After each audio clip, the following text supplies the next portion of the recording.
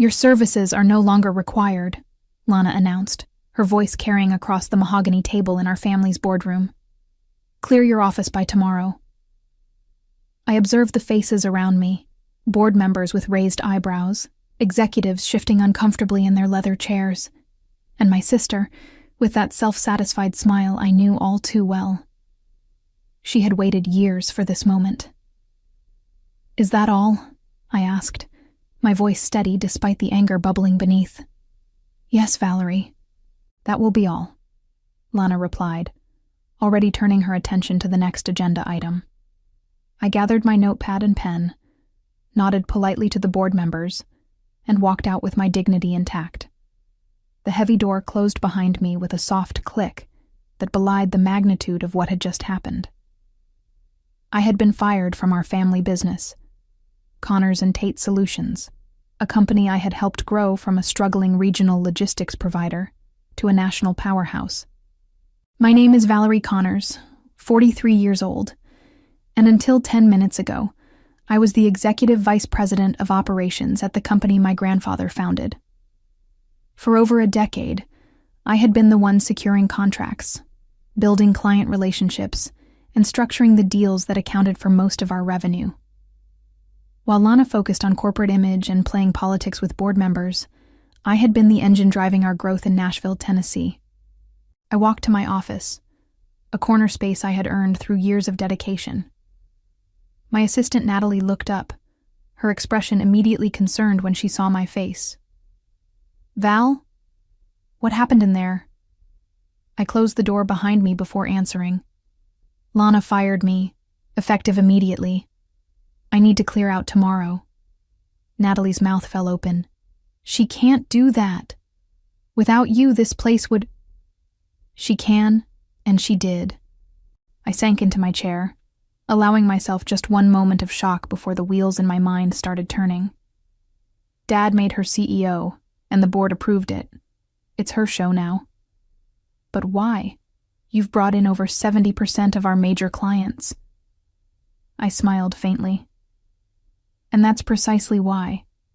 I've outshined her for years, and she couldn't stand it.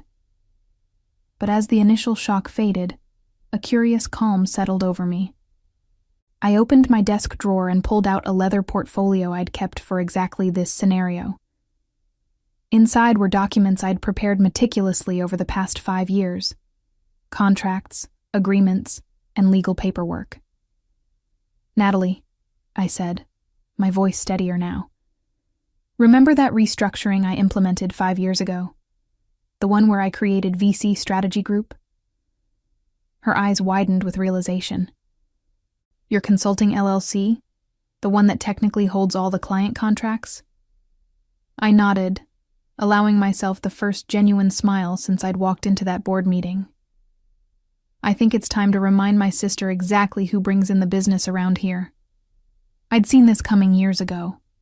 Our father, James Connors, had always favored Lana despite her mediocre business acumen. She had the right look, the right connections, and most importantly, she never challenged his authority. I, on the other hand, had ideas. Too many ideas for a daughter in a traditional family business.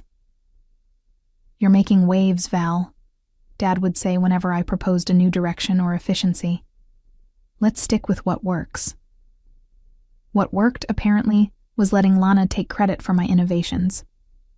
While I built relationships with shipping companies, warehousing facilities, and corporate clients across the Southeast, Lana was the face at industry events. While I negotiated terms that grew our profit margins by double digits annually, Lana gave presentations to the board using my numbers. Our differences extended beyond business. Growing up, Lana was the beauty queen, homecoming royalty, sorority president, all charm and social grace. I was the pragmatic one, more interested in logistics problems than country club politics. "Why can't you be more like your sister?" Mom would ask, not unkindly. "She makes connections so easily." What they never understood was that I made connections too, just different ones. Instead of cocktail parties, I built relationships in conference rooms. Instead of social climbing, I focused on creating value. And over time, Clients came to trust me, not the company brand or Lana's polished presentations. 5 years ago, when whispers of succession planning began, I made my move.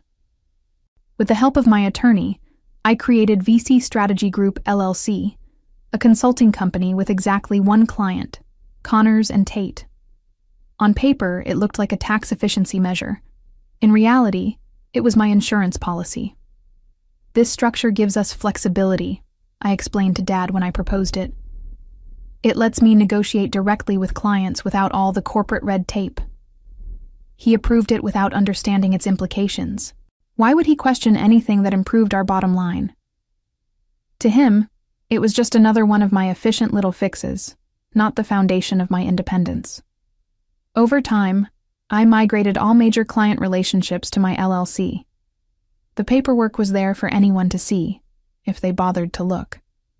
But Lana was too busy planning her CEO office renovation to notice that the contracts listed VC Strategy Group as the primary service provider, with Connors and Tate as merely the fulfillment partner.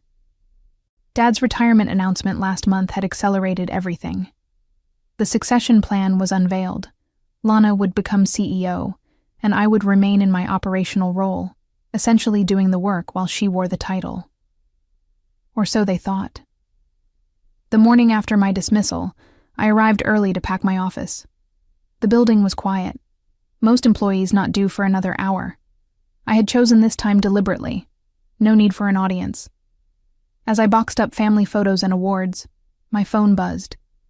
It was Beth Winters from Skyline Distribution, our largest client. "Valerie, what's going on? I just got a strange email from your sister saying she's my new point of contact."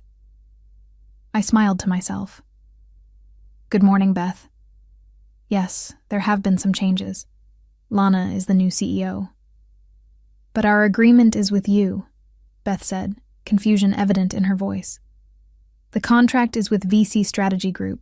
Does she understand that?" "I don't think she's reviewed the contracts yet," I replied, keeping my tone neutral. "Would you like me to clarify things with her?" "Please do. We signed with you, not with Connors and Tate. Your expertise is what we're paying for." After hanging up, I continued packing, now with a lighter heart. By the time I finished, similar calls had come in from 3 other major clients. None of them had any intention of working with Lana. At 8:30 a.m., right as the office began filling with employees, my phone lit up with Lana's name. I let it ring twice before answering. "Hello, Lana.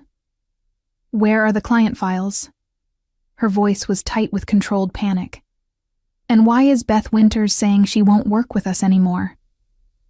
"The client files are exactly where they've always been," I replied calmly. "In the shared drive, organized by account. As for Beth, she's exercising her contractual rights." "What are you talking about? What contractual rights?" I could picture her perfectly, standing in her new CEO office, probably wearing one of her immaculate pantsuits, her face flushed with frustration. "Check the contract headers, Lana. All of our major accounts are contracted through VC Strategy Group, my consulting company. Connors and Tate is just the fulfillment partner. The clients chose to work with me, not the family brand." The silence on the other end was deafening. Then, "You can't do this." I couldn't help the laugh that escaped me. I already did. 5 years ago, actually, with Dad's approval and the board's signature on every document. "This is sabotage." Her voice rose an octave. "No, Lana. This is business. You wanted to be CEO? Congratulations. But the relationships, the trust, the actual revenue-generating contracts? Those are mine." By the time I hung up, Natalie had appeared at my door with a cardboard box of her own belongings. "I quit this morning," she announced with a smile. "Told HR I'll be joining VC Strategy Group effective immediately." The realization hit me fully then. This wasn't just about sweet revenge against Lana. This was my chance to build something truly mine. I picked up my box and took one last look at the office where I'd spent the past 15 years. "Let's go," I said. "We have a company to build." I spent the rest of the day in my home office, making calls to every major client. By evening, I had confirmed what I already suspected. All 14 of our top-tier accounts would be following me. Together, they represented over 80% of Connors & Tate's annual revenue. "What about fulfillment?" asked Thomas Graham from Evergreen Supply Chain. "You've got the relationships, Val, but can you handle the actual logistics work?" It was a fair question. Until yesterday, I'd had Connors & Tate's infrastructure at my disposal, their warehouse network, their transportation partners, their software systems. "I've been anticipating this transition for some time," I assured him. "I've already secured partnerships with 3 regional fulfillment centers. Your operations won't miss a beat." What I didn't tell him was that those partnerships had only been finalized that afternoon, in a flurry of phone calls and hastily signed temporary agreements. I was building the airplane while flying it. By 9 p.m., my dining room table was covered with legal pads, my laptop, and an empty pizza box. I had the clients, I had Natalie, and I had a framework for operations. What I didn't have was a team. As if reading my mind, my phone buzzed with a text from Jordan Ellis, our former operations manager. "Heard what happened. Lana's freaking out. Half the ops team is ready to walk. You hiring?" Before I could respond, another text came in, this one from Lana. "Emergency board meeting tomorrow, 8 a.m. Your presence is required." I laughed out loud. Required? She had fired me just hours ago. Now I was suddenly indispensable? I texted Jordan back. "Send me names, everyone who's interested, competitive packages for all." To Lana, I simply responded, "I'll have my attorney attend." My phone rang immediately. I let it go to voicemail. When it rang again, I finally answered.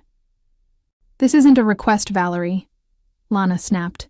"The board wants to understand what's happening with our client base. You owe them an explanation." "I don't owe anyone anything," I replied evenly. "You fired me, remember? Your services are no longer required." Those were your exact words. That was before I understood the situation with the contracts. The contracts that have been in place for 5 years, the ones that were approved by Dad and the board, those contracts? You deliberately misled everyone. I took a deep breath, tamping down my anger. "No, Lana. I created a business structure that protected both the company and the clients. It's not my fault that you never bothered to understand how our business actually operates. That's on you. Dad will never forgive you for this." It was a low blow, but an expected one. Our father had always been her trump card. Perhaps, but unlike you, I've learned to live without his approval. Good luck with your meeting tomorrow. After hanging up, I sat in silence for a few minutes, letting the weight of the day settle over me. Had I spent 15 years preparing for this moment? Not consciously, but I'd always known on some level that Lana would eventually push me out. My LLC hadn't been created as a weapon. It was a shield, a way to protect the value I'd built from family politics. My phone buzzed again. A text from our father. "We need to talk." I set the phone aside without replying. Whatever he had to say could wait until tomorrow. Tonight, I needed to focus on building a company from scratch, with clients already expecting service. The irony wasn't lost on me. In trying to sideline me, Lana had inadvertently given me the push I needed to break free. For years, I'd been pouring my talents into a company that would never truly be mine. Now, I had the chance to build something that was. I opened my laptop and typed out the first line of a new business plan. VC Strategy Group, Full-Service Logistics Solutions. It had a nice ring to it. The next morning brought a flurry of developments. By 7 a.m., Jordan had sent me a list of 8 employees ready to join me immediately. By 7:30, my attorney, Grace Levinson, was on her way to the Connors & Tate board meeting to represent my interests. And by 8 a.m., I was sitting in a temporary office space I'd managed to secure overnight, conducting my first staff meeting as the official CEO of VC Strategy Group. "The situation is unique," I explained to the small team gathered around a conference table. We have the clients and the expertise, but we're building our infrastructure on the fly. It won't be easy, but we've got something Connors and Tate doesn't have anymore. The relationships that matter. Natalie and Jordan nodded confidently. The others, mostly analysts and account managers who had followed Jordan, looked nervous but determined. "What about the warehouse contracts?" asked Michael Perez, one of our logistics specialists. "Connors and Tate has exclusivity with most of the facilities in the region." "They do," I acknowledged, "which is why we're not fighting on that front. I've secured partnerships with facilities in Chattanooga and Louisville. We'll route through them until we can establish our own local presence." The meeting was interrupted by a call from Grace. I put her on speaker. "The board meeting just ended," she reported. "It was contentious." "Tell me," I said, gesturing for the team to stay. "Lana tried to argue that your LLC structure was a breach of fiduciary duty. She wanted the board to pursue legal action." My stomach tightened despite my confidence in our legal position. And the board shut her down. Thoroughly. Apparently, 2 of the members had actually read the contracts when they were signed and understood exactly what they were approving. They reminded her that the structure had delivered exceptional results for 5 years. Relief washed over me. "So no lawsuit?" "No lawsuit. But they did authorize her to make you a counteroffer. They want to bring VC Strategy Group in as a formal, permanent contractor with a 5-year commitment. Essentially, they're offering to legitimize the exact arrangement you already had, but with better terms." I wasn't sure whether to laugh or scream. They fire me, then offer to hire my company? Essentially, yes. The offer's actually quite good. 7 figures annually, guaranteed minimums, performance bonuses. They're desperate, Val. Of course they are. They just lost 80% of their revenue stream overnight. I looked around at my new team, all watching intently. "Tell them I'll review their proposal, but we're moving forward with direct client relationships in the meantime." After ending the call, I turned back to the team. "It seems we have options." "Are you considering it?" Jordan asked, his expression concerned. "Going back to them as a contractor?" I understood his worry. He just quit his job to join me. They all had.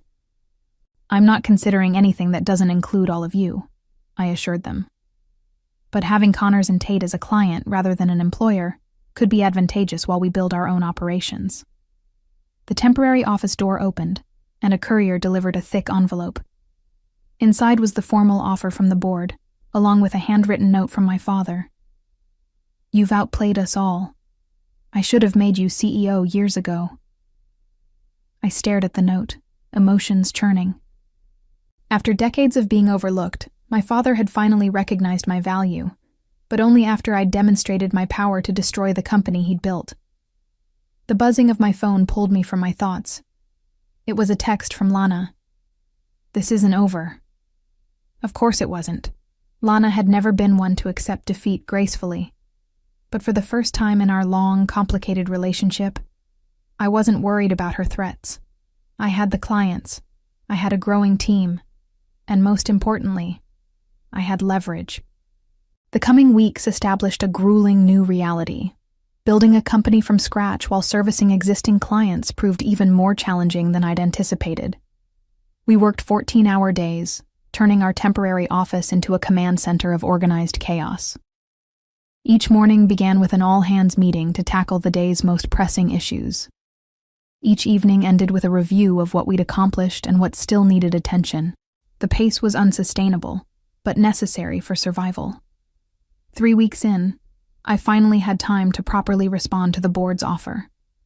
I invited Grace to review my counter-proposal before sending it. "This is aggressive," she noted, reading through the terms.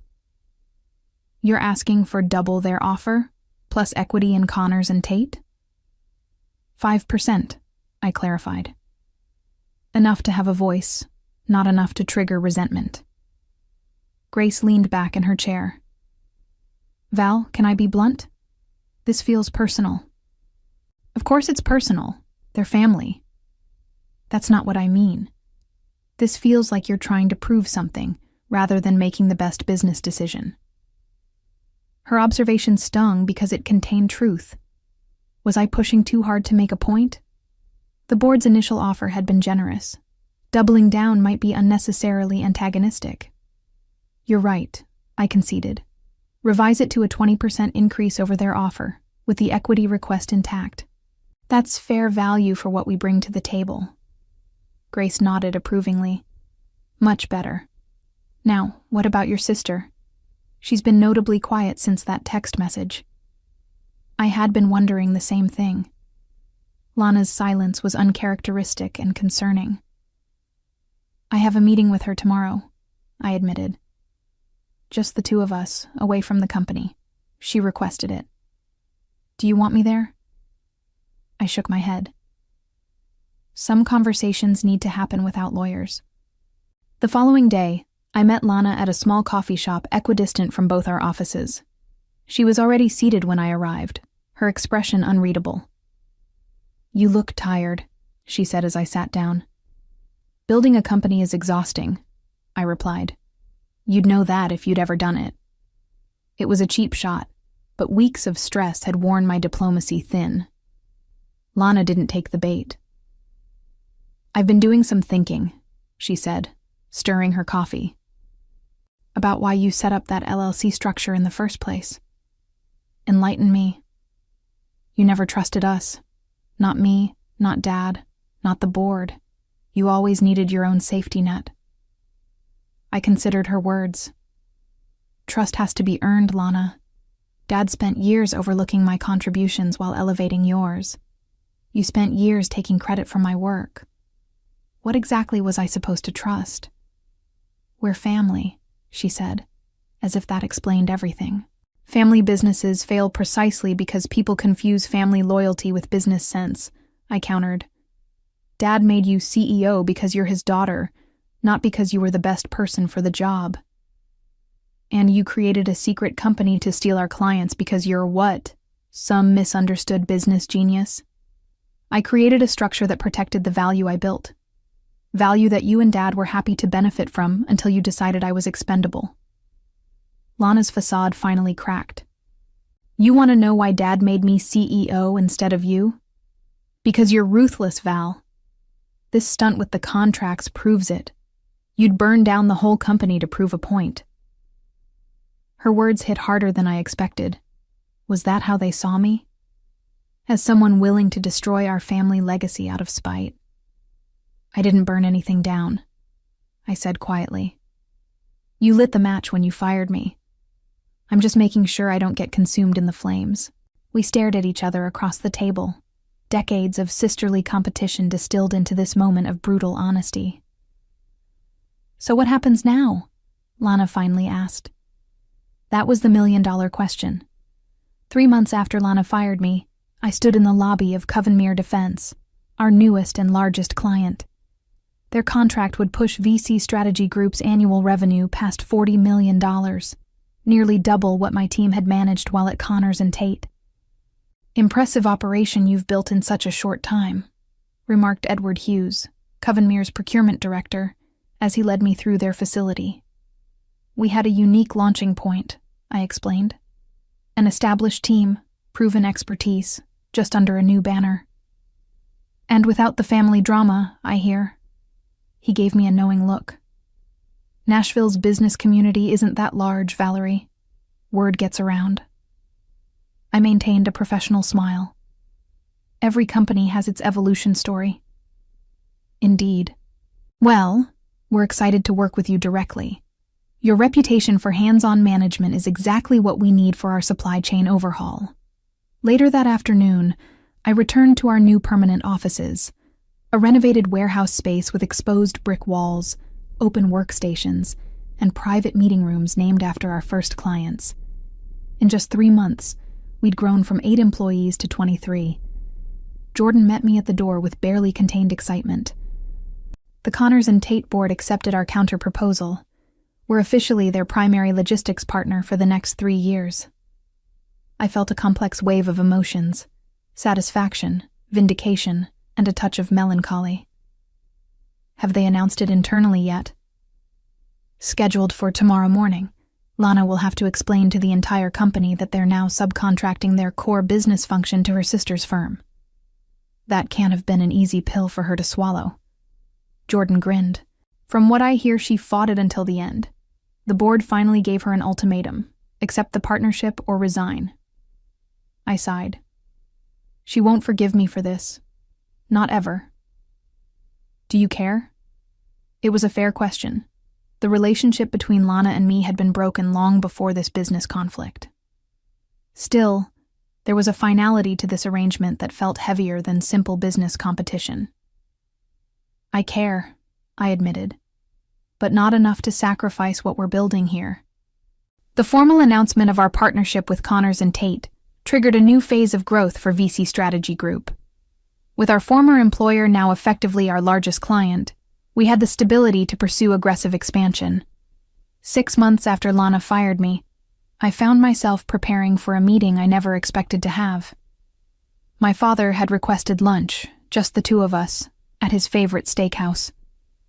He was already seated when I arrived, looking older than I remembered. The stress of the company's near collapse had taken a visible toll. "You look good, Val," he said as I sat down. "Success suits you." "Thank you," I replied, uncertain where this conversation was heading. "I owe you an apology," he continued, surprising me. "Several, actually." I waited, giving him space to elaborate. "I should have recognized your talents years ago. Should have made you CEO when I stepped down." He shook his head. "I was blinded by traditional thinking. The oldest child inherits the crown, regardless of capability." "Lana had her strengths," I offered, feeling an unexpected urge to defend my sister. "She did, but they weren't the right ones for leading the company." He looked directly at me. "You outmaneuvered all of us, Val. Created your own safety net right under our noses. I'm not sure whether to be angry or impressed." "Both would be appropriate," I said with a small smile. "The board is considering a restructuring," he said after a pause. "They want to bring you back, not just your company as a contractor, but you personally, as CEO." I nearly choked on my water. "And Lana?" "She'd transition to Chief Marketing Officer, her natural strength." "She'd never accept that." "She already has," he replied. "Conditionally." "What condition?" "That you two find a way to repair your relationship. That's why I'm here, Val. Not just as your father, but as the company founder. We need both of you, working together instead of against each other." I sat back, processing this unexpected development. "I don't know if that's possible." "Perhaps not, but isn't it worth trying?" I wasn't sure. The gulf between Lana and me had grown so wide, I couldn't imagine bridging it now.